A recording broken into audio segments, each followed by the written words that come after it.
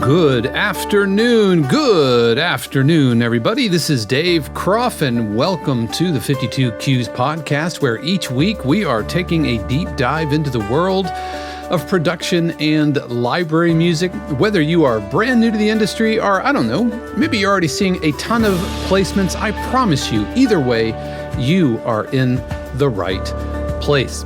As always, a huge word of thanks to the family, friends, and neighbor subscribers of 52 Qs who are composers just like you, looking to write better cues and find success in the sync music industry. And 52 Qs is there to help with live streams, workshops, Zoom feedback sessions, and a ton more.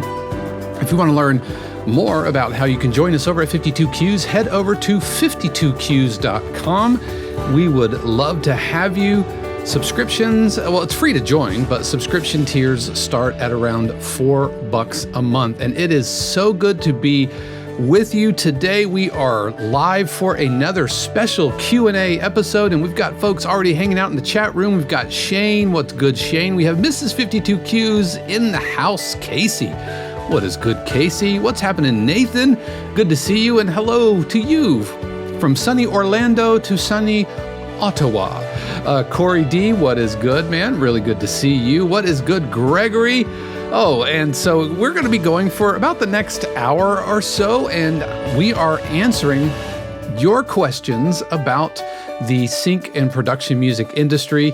And we've got some questions that were posed to us over in the 52 Qs community, as well as here in the live chat. And I'm going to be also answering questions that have come up on the YouTube channel.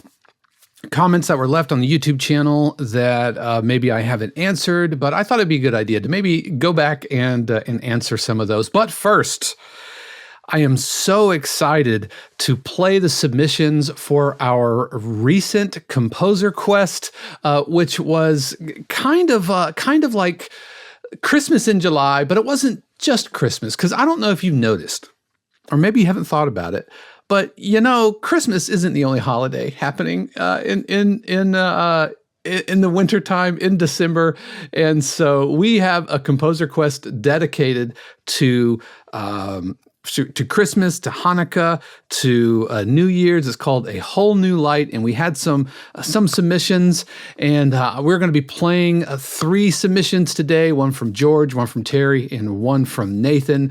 And so that's what we're going to be doing, and so excited to go ahead and get started. Yuka, what is happening? It's so good to see you. Now, if you're not familiar, Composer Quests are specific writing challenges that we put together every few months, every quarter or so, that are really just fun exercises to try new things which may or may not be out of your wheelhouse. So let's dive right in. The first one that we're going to be listening to today is from George Clerk. George sent along a cue called Auld Lang Sinewave. He says, big thanks to Dave for help naming this one. It's my retro chip wave take on Auld Lang Syne, the beloved New Year's anthem, or Hogmanay, as we say in Scotland. So let's take a listen to Auld Lang Sinewave.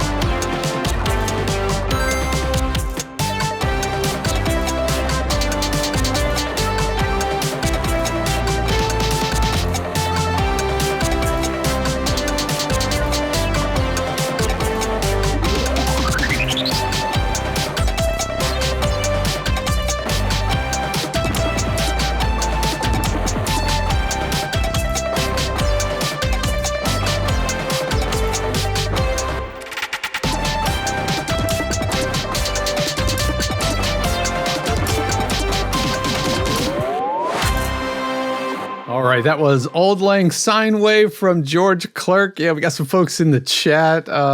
Shannon says, I feel like collecting coins for some reason. Nathan says, love this. Great work harmonizing the melody and embracing chipwave. Yeah, really, really love this. George says, wow, that's really cool. Oh, by the way, big shout out to Bethany Matthews. Was that, what did we decide your nickname was? 52 Q's in law? Sister 52 Q's in law? Yeah, Hectic Zenith. What's good, Hectic Zenith? Thanks for joining us. He says, good stuff makes me think of music that would play on regular show if there's any Cartoon Network fans. So, George, thank you so much for sending that along. Really, really enjoyed it. And that title, I mean, I know I helped come up with it, but Auld Lang Sinewave, yep, really. Sister 52 Qs. Thank you, Bethany. Thank you. All right, next up, we have Nathan Toft, Canada's very own, sent along 3 toy ships. He says, this is my take on I Saw 3 Ships. Its innocent, playful vibe made me think of a toddler splashing around with toys in the bathtub during the holidays. So let's take a listen to Nathan Toft's 3 toy ships.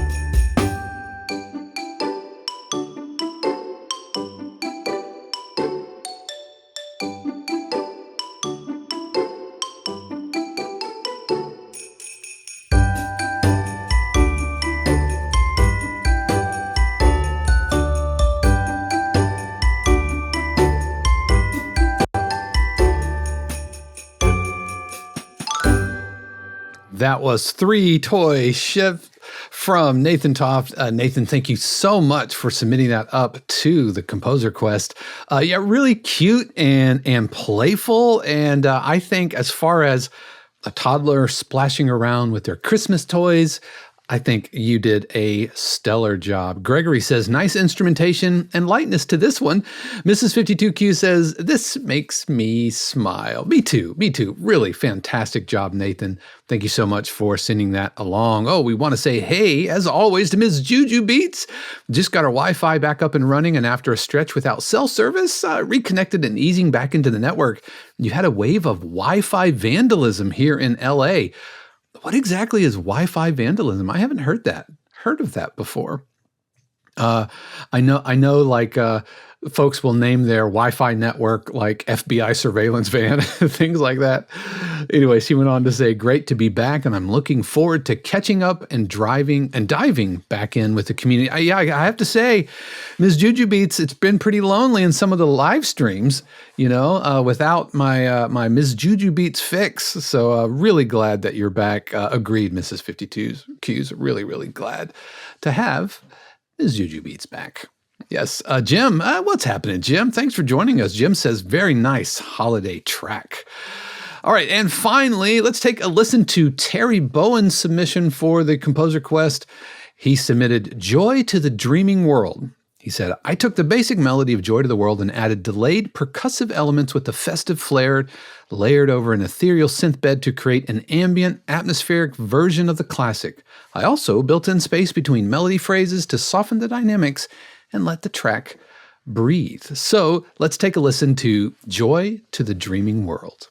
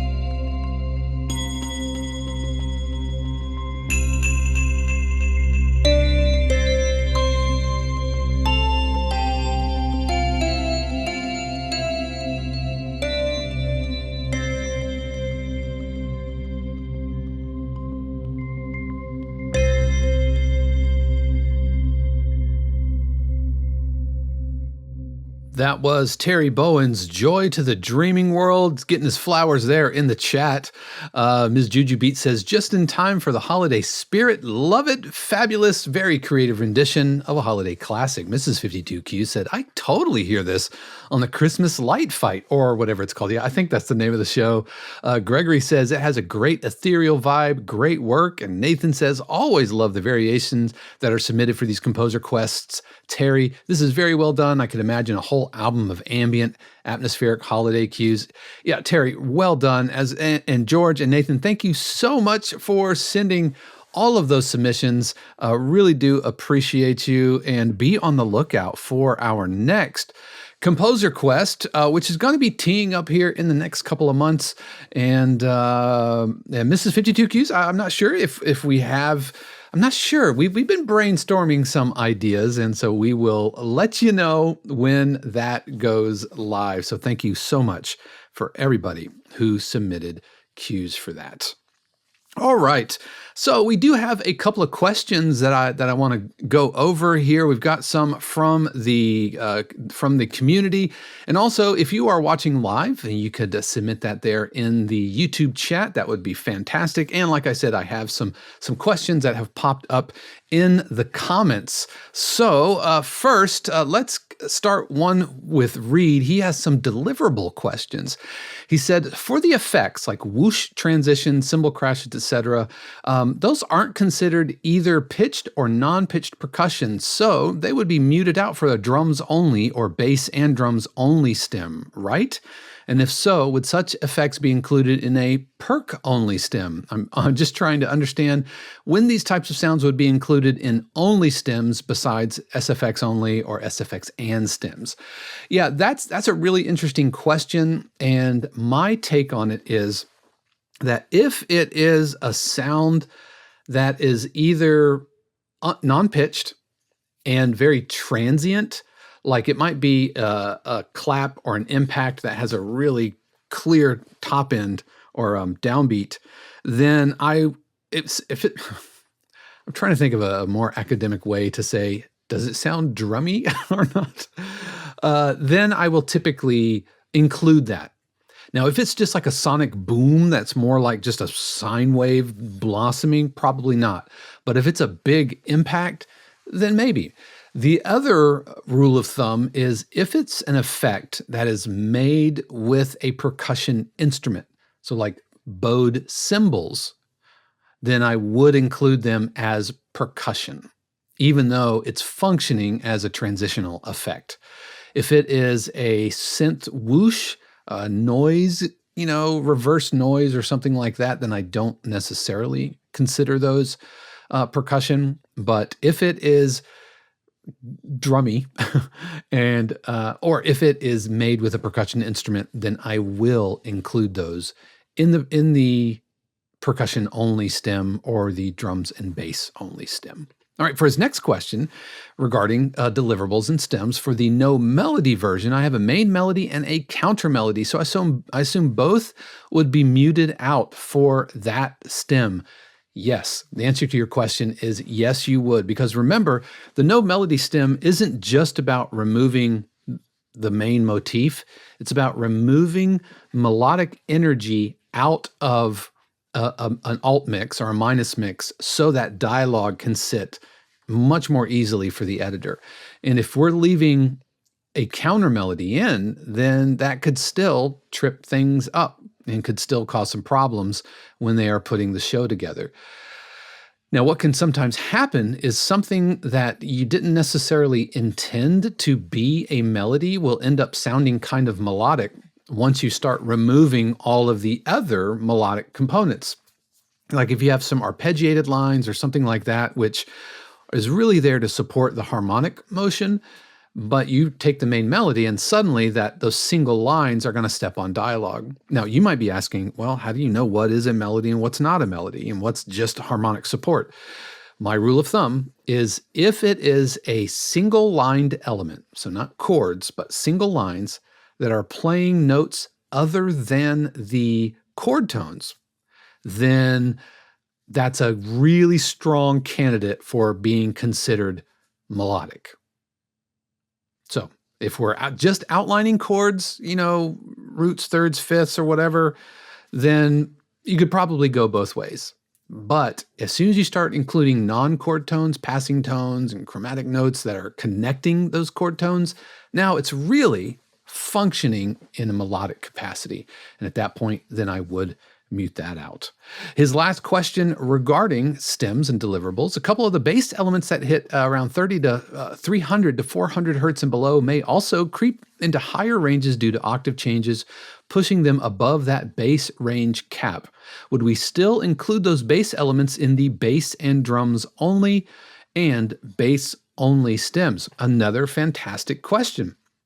And again, I'm going to kind of lean on a rule of thumb, which might not be, an always type of situation. So if you have bass elements, which includes, for anybody who's kind of curious what we mean by bass elements, this is going to be anything in the low range, including left-hand piano, left-hand pads, low strings, anything, all of that bottom low-end energy. And typically about 300 hertz and below, you want to really consider. If the bass part lives in the low end, but just kind of peaks into the higher end, then I think you're going to be okay. If it is kind of half and half and it's more in the 300 hertz range, that's probably a good candidate to not necessarily consider it as part of the bass stem.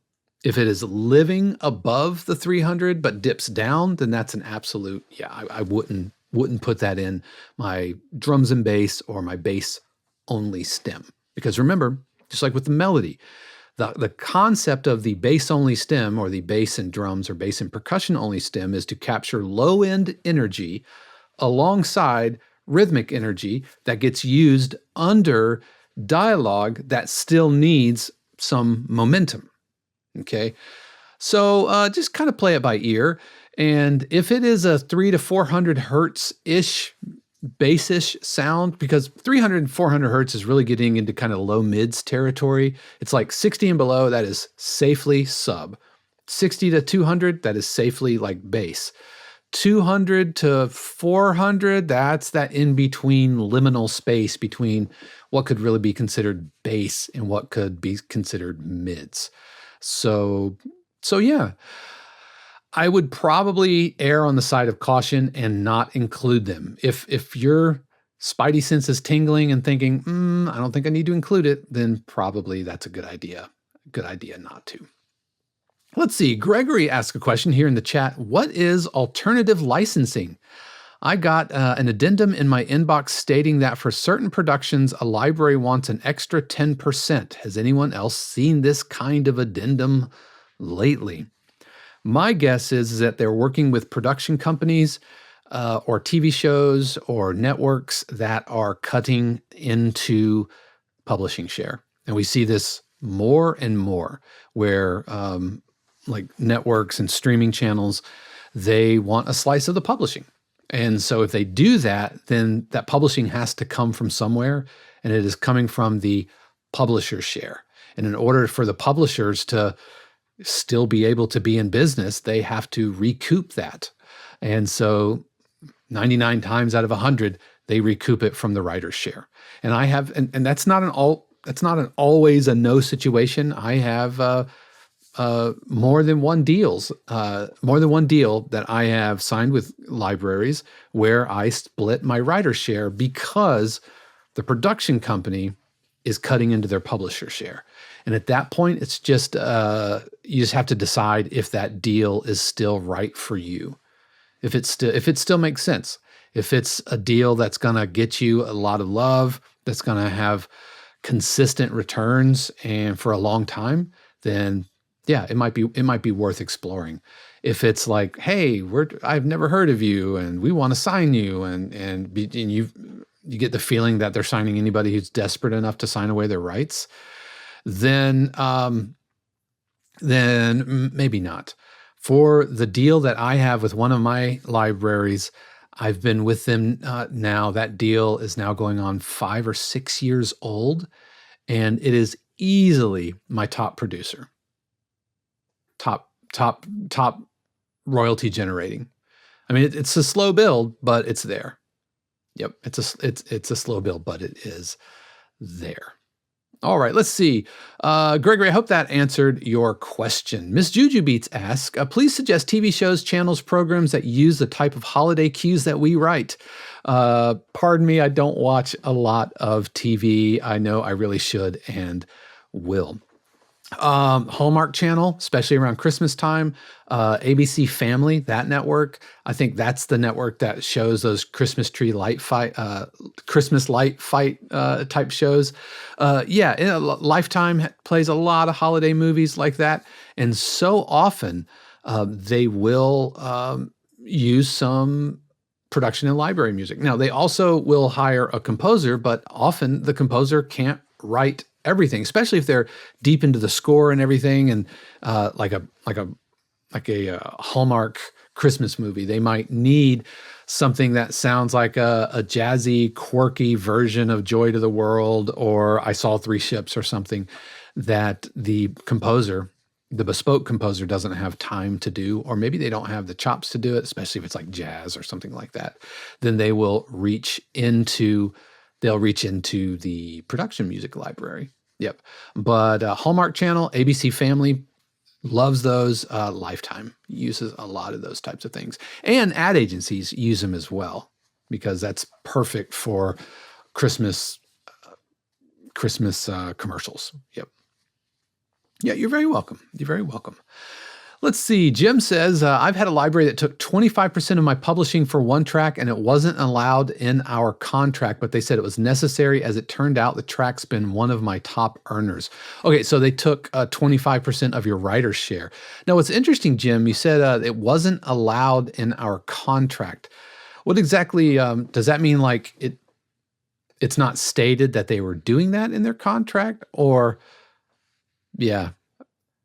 Get a little bit more information on that. But yeah, and if it's one of your top earners, then it's like, yeah, would you rather have half of a watermelon or a whole grape? You know what I mean? Because there's no chance that I would be seeing the kind of placements with another library as I have been consistently over the last 5 or 6 years, however long. Wow, it's probably been longer than that. I think 2019. Well, that's 6 years. So, yep.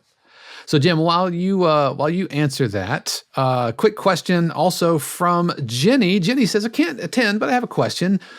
On my recent Even More Inconvenient Truths About Production Music podcast, one of the truths was something like, most of your cues won't make air. Yep, I remember. That took me by surprise because I thought I've heard you say, no good cue goes unused. There seems to be a contradiction, but maybe I'm misunderstanding. Can you talk about what I mean by each of those? That is a good question and is somewhat of a contradiction for sure. The one part that said not all of your cues will make air means that there will be some cues that you write that you love that just for whatever reason won't find traction. They just won't, which is why you have to have so many cues kind of out there. But that having been said, the no good cue goes unused is more of an aspirational type of an outlook. You know what I mean? It's like, okay, this is a good cue, and eventually,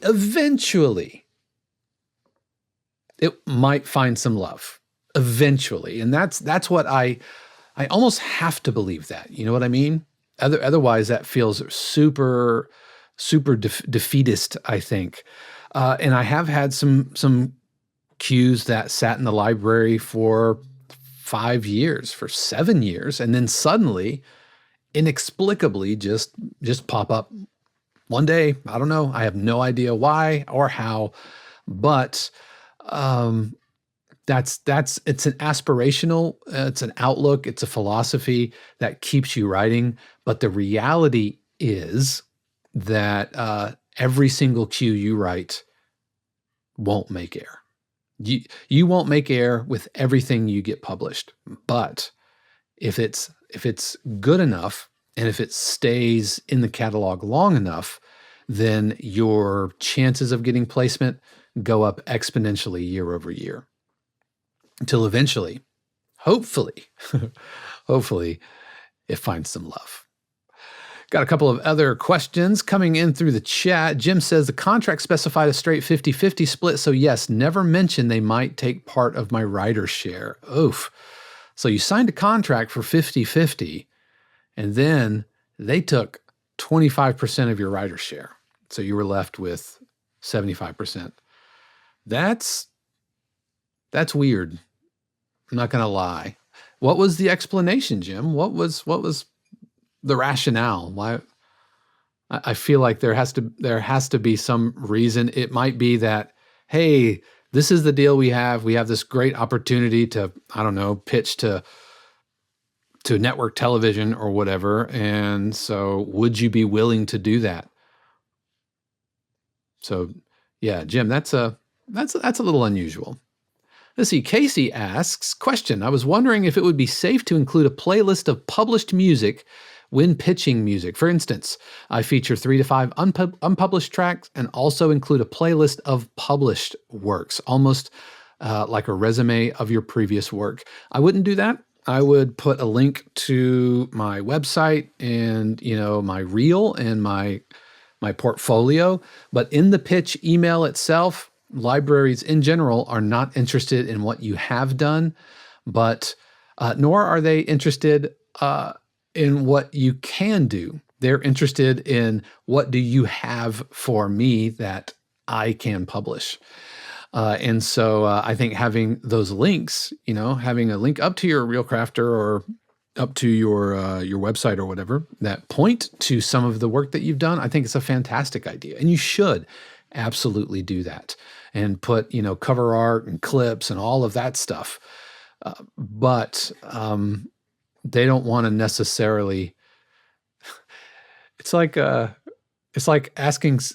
on a date with somebody and your wallet is filled with pictures of your ex-girlfriends, right? It's like, no, I'm not interested in that. So yeah.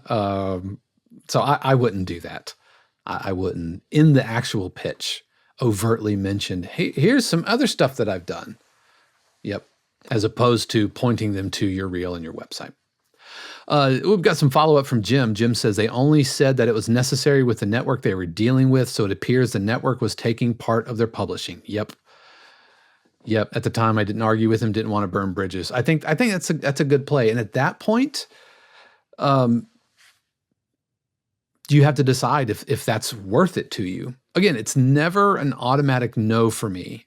You always, right? There's always the possibility of an upside. And you said that it's been your top earner. And so if you had walked away from that deal, then you wouldn't have been getting 75% of that. Now, thankfully, most of the library or all of the libraries that I've worked with that go into this direction, I trust them. So that's if you know them and you trust them and you have a relationship with them, then that's one thing. But if it starts feeling like leverage and pressuring you, that's alarms are kind of going off. Jim said that this wasn't a big network deal either. In fact, it plays on pretty small cable channels, but it plays a lot, so it adds up. Jim, follow-up question. Was it just for like this one cue, or is it now like everything? Was it a specific deal that came up?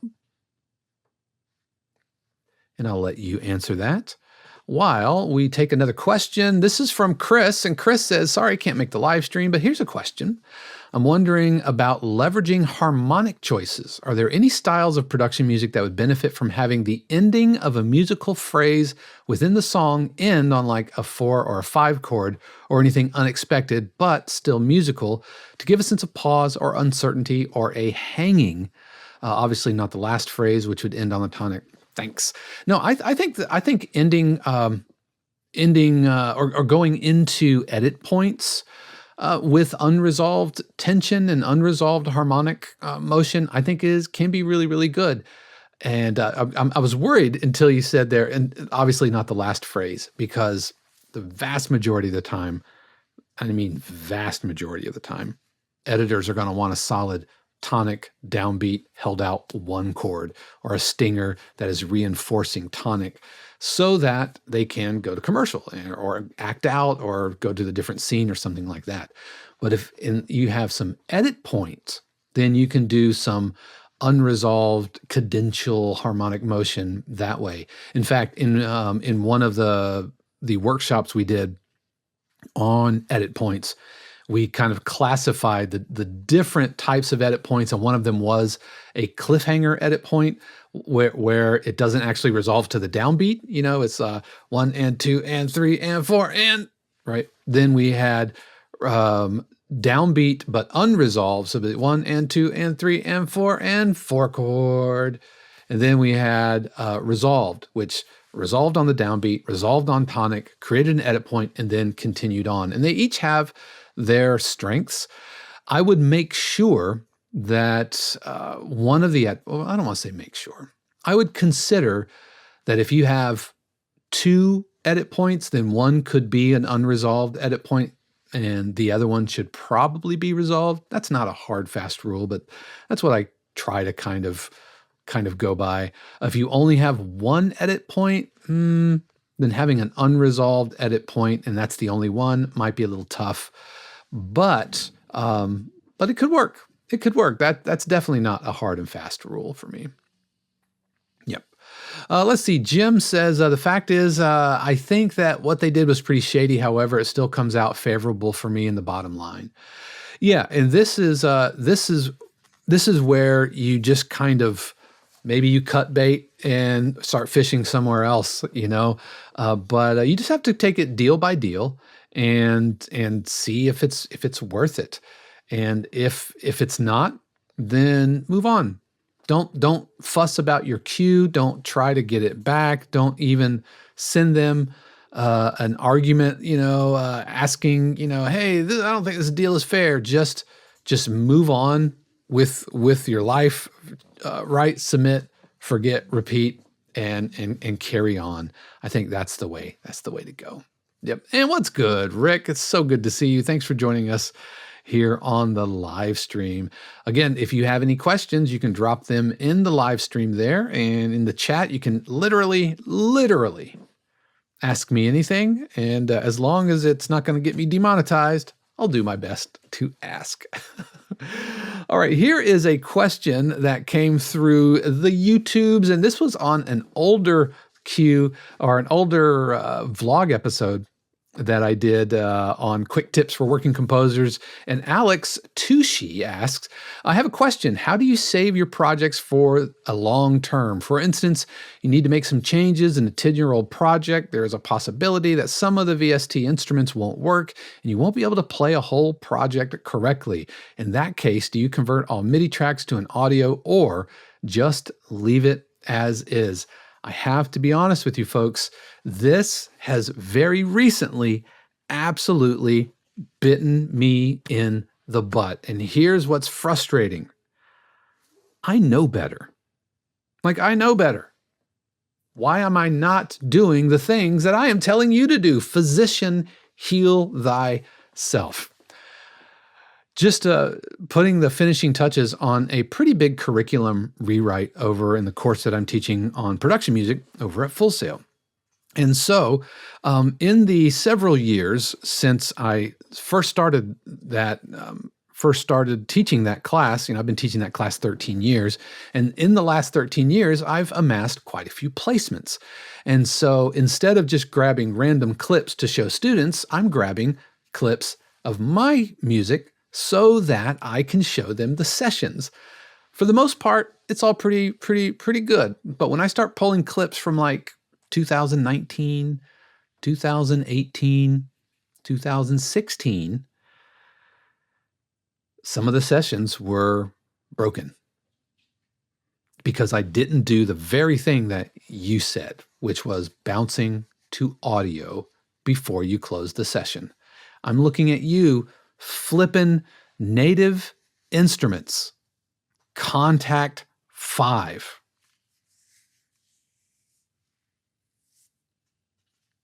For whatever reason, Contact 5 is showing up in demo mode, half of the plugins are broken. They don't work. Some of the plugins, I'm looking at you, also Noir. Native Instruments updated Noir so that it requires Contact 7, I think. And so I had some instances of Noir in Contact 6. And by Contact 6, I mean just Contact, because in their infinite wisdom, NI decided to name Contact 6 Contact, and then Contact 7, wait for it, Contact 7. This whole, the whole native access Contact situation is a real-ish show. It is a cluster bleep, and it is so frustrating. And it has reinforced exactly what you're talking about, Alex, which is convert. Because there were some that I could have spent time rebuilding it. I could have repointed, but it wasn't exactly the same, you know, because I had gone in and made Noir tweak settings and all that stuff. And I have long since forgotten what those changes were. So I'm just guessing at what it was. But I'm not going to, I got to tell you folks, remember how grumpy I got when Waves started pulling their BS? And I essentially cut Waves out of my life, right? I had to go like no contact. I had to go no contact with Waves except for like one plugin. There's only, I think, one plugin that I still use from Waves. And that is the one knob pressure. But Contact is doing that. Like, I will resist pulling up a Contact instrument because I know future Dave is probably going to have problems. And that makes me so ill that I almost can't stomach it anymore. Casey said, I've had music in the past where I've had to completely replace instruments because of issues. Yep.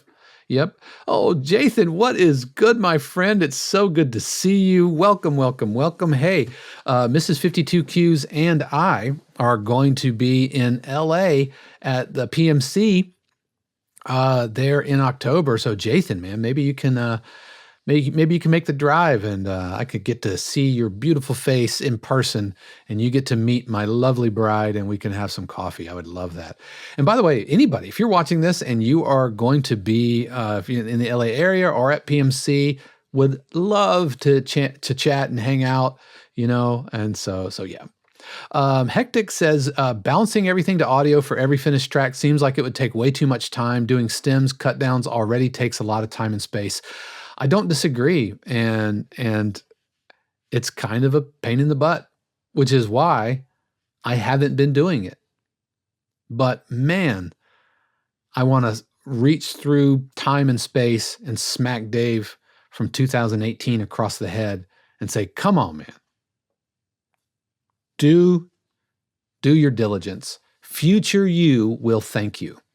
And right now, future me is angry at past me. Rick said, I canceled my subscription to Native Instruments a couple of days ago. I did buy the full version a while back. Yeah, Native Instruments is really turning into the Microsoft. And what I mean by that is like they have to keep releasing new versions of their software, whether it's like Microsoft Word. And every time they release it, they have to add more onto it until eventually it's like this Frankenstein, this big Frankenstein monster. And instead of doing a handful of things excellently, it does a lot of things very mediocrely. And so I don't reach for my complete instruments because I know future me is going to have a problem with them. And that's not a me problem. That's a you problem, Native Instruments. So fix it. Fix it. Fix it. Corey says Native Instruments does things quite differently. It just doesn't make good sense to me. Yep. Oh, Miss Juju Beats is going to be in LA. Yeah, heck yes. Casey says spaghetti coding. Yep. Absolutely. On that same video had a comment, a question from a couple of months ago, a couple of questions that I haven't answered. So this is for Mirko Droback 9090 asks, hey Dave, thanks for the advice. Do you have any mastering plugins on the main channel when exporting sections? Because I have a problem with exporting the stem or variations of the songs are louder than the master when I merge them. Your opinion would mean a lot. Thanks for the question and apologies for the 5-month-long delay. Yeah, this is such a bone of contention that I have with libraries that are wanting individual stems, that the stems themselves are mastered, but they have to sum to the total master. And so you have to get in there and start like subtracting like 6 dB and it gets super messy. Thankfully, praise whatever deity that you believe in. Thankfully, this is becoming less and less of a request that I'm seeing in my libraries. In fact, the last library that I was working with said, you know what, don't sweat it anymore. So to answer your question, I do leave my mastering plugins on, but I think it is unreasonable to expect us to spit out mastered stems that have to equal the sum of all the stems together. Because to do that, you have to do all kinds of crazy internal side chaining so that the mastering plugins and like your compressors and limiters are all reacting accurately. And it's unreasonable to expect a bunch of creative composers to do some really in the weeds level of engineering like this. I think it's very unreasonable, and I think libraries have gotten kind of hip to that. And so I don't have any libraries that ask for that anymore, thankfully. But if you are asked to do it, my word of advice would just be to put a flat -6 gain reduction above your mastering chain, and it will get you most of the way there. It'll get you like 85% of the way there, and then see if they notice. Spoiler, they won't notice. Anyway. So yeah. All right, and one more question from this, and so this one goes back even further. James Shepard 9737 asks, on songs with vocals, when they want 60 and 30-second edits, do I always start at the beginning of a song?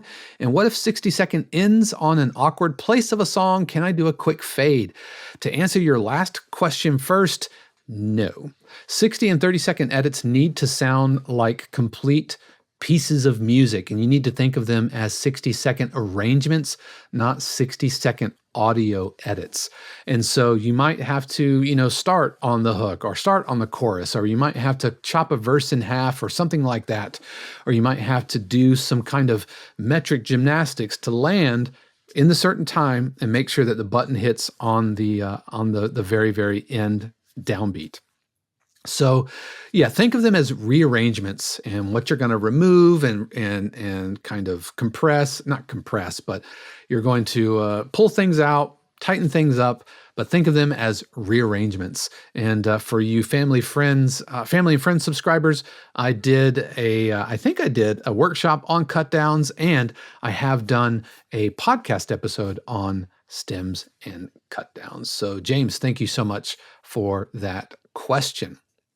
All right, I had a question come along a couple of weeks ago over on the SoundCloud versus disco, all of those things. One minor worry. This is what Charlotte McMillan 9668 asked or said. I've been on SoundCloud for a long time. One minor worry is whether ads and autoplay can disrupt the listening experience of someone on the other end. I wonder if you've heard any feedback from your clients about these issues. And this is something that SoundCloud has changed recently, at least this year. It used to be, in my experience, that if you were a paid member, a paid artist of SoundCloud, so you are paying to put your music on their platform, then when you distributed playlists, those playlists did not have ad breaks in them. So SoundCloud I was able to control whether ads showed up in my playlist because I was a paying subscriber. However, They changed something and they removed that feature to where even if you are a paid subscriber, it will put ads in your own playlists. So when you are sending along playlists to editors, with SoundCloud playlists to editors, there is a very real non-zero chance that when they hit play to listen to your cue, they're going to get a flipping ad. And you might as well have sent them a GIF, animated GIF of you flipping them the bird, because that at least would have gotten a chuckle. But if you want to get a library to close your playlist as fast as humanly possible, start rolling an ad before your cue even plays.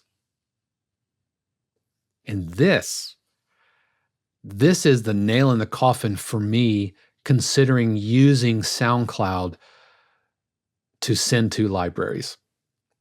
This is even beyond all the AI stuff. And by the way, that AI the AI discussion got a lot of folks chatting, which is totally fine.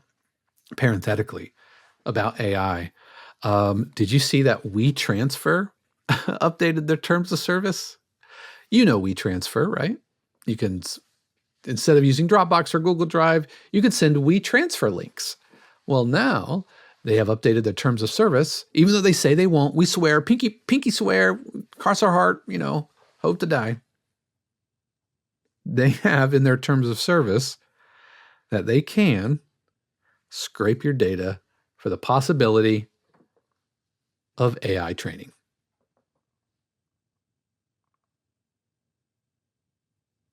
Thank you, WeTransfer. I already thought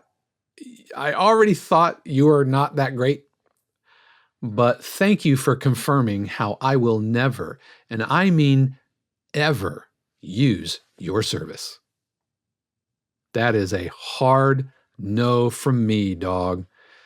You're going to scrape the data that exists in the files that I am transferring. You can get out of my face with that nonsense. So that's WeTransfer. Oh my God. How tone deaf do you have to be? Who thought that was a good idea? I mean, again, they pinky promise, we won't. We promise we won't. But they could. And I have clients, I have students who use WeTransfer. I ain't using it, man. I ain't using it. So back to Charlotte's comment over, using SoundCloud, whether you're a paid member or not, they are putting ads in your playlists, and yep. And I've talked about SoundCloud before, and I just have 14 years of music on there. I just can't quit them because as a paid subscriber, I don't ever hear ads on my own playlists. Oh, if I ever heard ads on my own playlist as a paid subscriber, I would shut it down. No amount of nostalgia or 5 stages of grief are gonna have me put up with that. Yep. Now, Jathan says, Ms. Juju Beats production, maybe it'll be cool. We'll all attempt to meet up. Oh yeah, not going to PMA, but you will be at Taxi. Yeah, as far as having a 52 Qs, well, we will definitely have a 52 Qs dinner meetup. Last year we went to something over in City Walk, so we'll definitely do that. Corey says it's disco only for me. Yep, I've been beefing up my disco.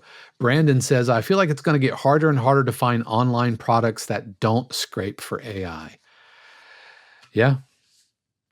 Yep. I just got an updated contract for one of the libraries I'm working with. And although they don't explicitly state AI, there's some verbiage in there that makes me nervous. I don't want to say any more because I haven't done my diligence to really figure that out, what they're really trying to say. But my spidey sense is tingling, and I don't feel great about it. This is a library that I have placements with, that I have cues in their catalog, and they're wanting me to sign an updated contract. Adam. Yep. I'm sure you do. Let's not say it in the chat, but yep. And some of you listening might have gotten that same email. Again, this might all just be unnecessary hand-wringing, but yeah. And there's another music catalog service that is offering that as a service. Yep. Jim got that email. Yep. Casey asks a question. How good is PMC for networking opportunities? It is fantastic for networking opportunities. And PMC works fantastic if you have already been like going to the virtual meet and greets, the virtual hangouts, because so many of those people, but let me back up. The virtual hangouts are monthly, usually monthly, Zoom hangouts that Morgan puts on over at PMA. We all get in, we go into breakout rooms, and you're just hanging out for like 20 and 30 minutes. You might be talking to the vice president at CSAC or a library owner or a composer or somebody like brand new to the industry. And you're all just hanging out, talking about life, talking about AI, talking about publishers and challenges. And what's really cool is then you go to PMC and you see them in person. And so PMC is a fantastic way to gird those relationships. Yep. The nuclear option is go to the virtual hangouts, meet up with folks, give them your LinkedIn. Yes, LinkedIn. LinkedIn is very, very common and very, very popular in the like sync music, media music game. A lot of publishers, a lot of composers. There's a lot of networking happening on LinkedIn. So PMA, virtual hangout, meet them, give them your LinkedIn, go back and forth on LinkedIn, chat, and then connect with them at PMC. Yep. PMC is very much kind of an industry. It's inside baseball, right? It's industry connections. It's not necessarily educational. There are educational things that happen there, but it's much more like, let's get together and talk about things. Let's learn. Let's see like the state of the industry, that kind of thing. Casey says, it sounds like fun. My day job is setting up and running conferences, so it'd be nice to be the attendee side. Yeah. And it's at the Hilton right there in Burbank, right beside Universal.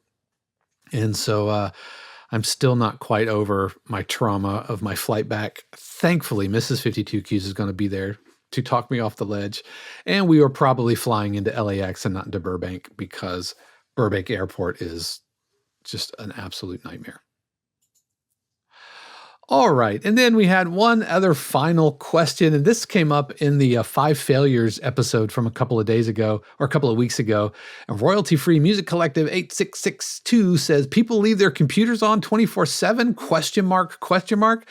I think the only time I ever did that was when it was downloading some huge orchestral library overnight. Sounds wild. Not to shut it off when you go to bed. And this is something that's come up in like office hours, and it's come up during feedback and everything. I'm of the mindset, and maybe this is inaccurate, but I'm of the mindset that turning electronics, just like turning a car off and on, it's the turning on and turning off where like the damage happens and where the wear and tear happens. Maybe this was more true when you're dealing with platter hard drives that were actually spinning magnetic disks. But there are moving parts. And so once a computer is humming along, it'll go to sleep and, the screensavers, and it will go to, low battery mode or whatever. But I'm of that belief that leaving it on is better in the long run than shooting all this voltage through every day. Maybe that's not accurate anymore. I do know, and I can't remember if I mentioned this on the podcast, the folks over at Full Sail, the audio engineering folks, fussed at me for turning off the monitors in the classroom. They said it's better for the monitors to stay on than to be powered off and on every day, because it's the electricity through the machines and through the electronics that's where things go sideways, if they go sideways. Mrs. 52Q's keeping it real and confessing, I don't remember the last time I shut my computer down.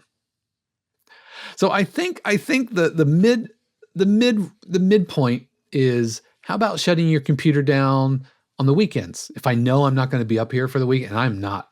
Saturday, I do not come up here. Sunday, only if I have a project that I have to attend to. Otherwise, yeah, leave it on during the week and then power it down on the weekends.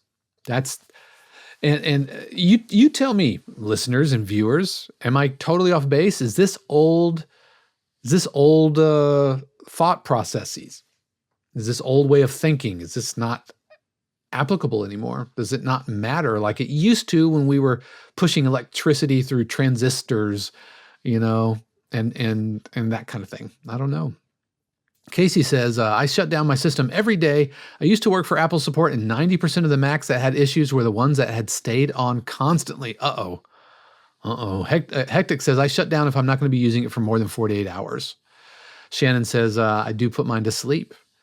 Ms. Jujubeat says, I hear the better to stay on recommendation. Always was afraid to do it, though. I'll try shutting off for a few days or weekend to see how it goes. And then she went on to say, yeah, it makes sense because I'm on it all day long anyway. Excellent. Well, I think those are the questions. Greg actually says, shut down and unplug during thunderstorms. That's for sure. I have a UPS and a big kind of power supply that will do that. That will kind of interrupt that. So I feel pretty confident about not taking a lightning strike. That having been said, I do have some of my lights got fried because they weren't on that UPS. Yep. Shannon does not. Oh, baby girl, we need to get you a UPS. Let's just add it to the pile. I know we've been talking about this for a while. Yep. I think she's winking at me because that is one of my to-dos. I am tier 1 tech support at the Crop House here in Orlando. Yep. Ms. Jujubeat says definitely need a circuit breaker. Yeah, for sure. What's going to be interesting is we are getting solar installed, and it'll be interesting to see how that like reacts, and if we have like brownouts and stuff like that, like we get every now and then through Duke. I'm hoping that the solar would help to mitigate that. I'm hoping. All right, before we wrap things up, are there any questions? Any other questions? We'll leave it open here for just one more moment.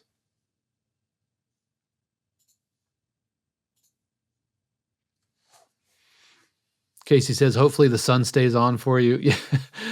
Thankfully, here in Florida, we do not have a shortage of sun. I mean, it's not called the Sunshine State.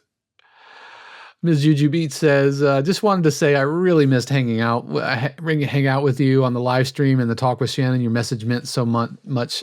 Mrs. Shannon, thank you. I'm looking forward to your new talk format. Yeah, we are shifting some things, and so the Mrs. 52Qs every week does a little chat with Shannon, and so we're going to start tweaking the format on that, and so be on the lookout for that. But next week, I and Mrs. 52Qs are not going to be here. We are going up to Chattanooga, Tennessee. I've never been to Chattanooga, but it sure looks beautiful, and we've got a cool house that we're staying at with an amazing view. We're going to go see the aquarium. I don't know. We might go to a minor league baseball game. That would be fun. But we'll have a new episode next week because I recently sat down with the winner of our last Composer Quest, the Pomp and Circumstance, and Brandon Seneca is going to be joining us, and we talk about his journey into production music. We listen to some his Pomp and Circumstance winning cue, and we listen to some of his other music. So that is what is coming up next week. Now, if you might have noticed last week's Ableton Live, learning to speak Ableton, that episode didn't happen because things have been so insanely crazy here. And so that is coming up in a couple of weeks, learning a new DAW. And I just had a DAW demonstration in live this morning that I learned even more. So that is coming up. But thank you so much for joining me. Just know that I appreciate you. And I hope and I trust that you're having an amazing day. And I know that next week's going to be great. How do I know that? Because I know that the universe has amazing plans just for you. Until next time, peace. The 52 Qs podcast is copyright 2025 818 Studios, all rights reserved. The music played on the podcast is copyright of their respective owners and is used with permission and for educational purposes only. For more information, including joining the community, submitting your cue for review, or becoming a member subscriber of 52 Qs, head over to 52qs.com.